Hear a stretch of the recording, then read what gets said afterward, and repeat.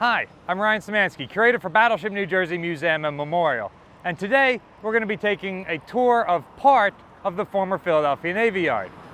In particular, we're going to be following the construction of a ship from when it's just sheet metal all the way to the reserve basin. And I say a ship because the ship might be New Jersey, but it might not be. The information I have comes from the 1970s, and I'm not entirely sure that it would have been the same buildings and the same steps back in the 1930s and 40s when the Iowa-class battleships were being designed and built around here. So we're going to go through the best we can with what's left. The other major issue is that in the early 90s, the Philadelphia Navy Yard was shut down as the Navy Yard and turned back over to the city of Philadelphia under BRACS, the Base Realignment Commission, which basically pulled the whole Navy out of this area. In the 30 years since, many of the original buildings have been torn down or replaced by other things. For example, we're right in the middle of what used to be the steel yard. This is where construction of a ship would have begun. Now it's primarily parking lots. This area envelops the area you can see behind me, and even more areas behind the camera where you are right now.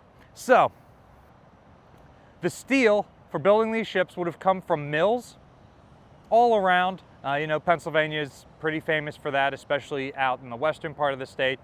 So that would have been brought in primarily via railroad, and the steel, relatively raw and uncut, would have been staged here in these yards.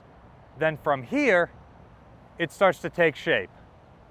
The first stop for this steel, once the appropriate thickness and type of material has been chosen, is building 541. That would be this tall, tannish building back here with the green stripe near the top. I'm pretty sure that is not the original building 541, but this building appears to be in roughly the same location as that one. Building 541 had a mold loft in the upper story, so you could convert your blueprints into full-scale molds. Traditionally, these would have been made out of paper. However, later on, they could have been made from scaled-down photographic patterns. And then below the mold loft, the patterns are transferred onto the steel and cut out using an oxyacetylene torch. Behind me now, this big building currently operated by Rhodes is Building 57. This is located directly between the slipway where New Jersey was built and drydock number 3 where she is now. Building 57 housed the assemblies. So as the plates are taken from the steel yard and then cut to shape, they're brought in there and assembled into sub-assemblies that can then be transported and put into larger components. Behind me are two of the large slipways here at the Philadelphia Navy Yard. There were other places you could build ships around the yard, but these slipways, of course, are important because they're where Iowa-class battleships were built. As assemblies are completed, they're brought to the slipways or other construction sites to be grafted onto the ship while she's under construction. Roughly across the street from drydock number 3, where the battleship is now, is the propeller foundry. The foundries were important. There are a ton of cast parts, both the propellers and a ton of other parts of the hull that had to be manufactured for Battleship New Jersey and other ships that were being built here. The foundry is one of the few sites on the former Navy Yard that is still operated by the Navy.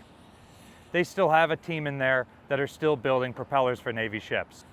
We've already talked about dry docks a lot on this channel, but obviously they're important to maintaining and preserving ships, both active and now being used as museums. Behind us is drydock number 3, where Battleship New Jersey is. Over in this direction is drydock number 2, which is significantly smaller, and drydock number 1, which is really too small to be used anymore. In the other direction, near the end of the former League Island, now peninsula, are drydocks 4 and 5, which were built after New Jersey was constructed. Behind us now is what's left of Building 16. This was the machine shop where you could do final fitting of a lot of the pieces that have already been constructed in the spaces we've talked about earlier in this video. You can tell that it's being redeveloped and a lot of the walls and other stuff is no longer there. But this allows us to see the heavy overhead gantry crane system that would have been able to move these large assemblies around the shop to the various machines that needed them. Building 543, built in 1938, was the metalworking shop. That's where you bend pipe. It's also where they would have done a lot of fitting of copper and other parts like that. Behind us is building 546, the most important building for the Battleship. That's the turret shop. The turret was fully assembled in there, and then they measured the weight of everything being installed as it was put in, so they knew they weren't going to exceed the weight of the crane that could lower it into the Battleship. Once it was assembled, it was disassembled into large component pieces, transported across to Pier 4 where the ship was fitted out, where Kennedy is currently tied up, and then installed. While we've only talked about a handful of the dozens, maybe hundreds of buildings around the former Philadelphia Navy Yard, the ones that we know about, the ones that we know are significant to the construction of Battleship New Jersey and other ships, there are literally dozens of other ones that are important that we haven't had the chance to talk about, and maybe we'll save those for future videos. Please keep in mind that the Navy Yard is still an active work site with defense contractors and even Navy personnel here, so it's not a space where you can just come and wander around. There are some parts of the Navy Yard that are being redeveloped for civilian use, but there are also many parts that you can't just wander into, which is largely why we're filming the exterior of most of these buildings. The next step is the fitting out piers.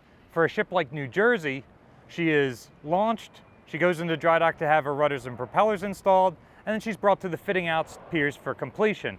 This is where things like the rest of the superstructure are installed, rotating machinery like turrets and fire control systems, internal components and supplies, all of that gets assembled right here at this pier, where there used to be a huge hammerhead crane, nominally capable of 350 tons, but which we know lifted at least 550 tons of the ship's turrets into place.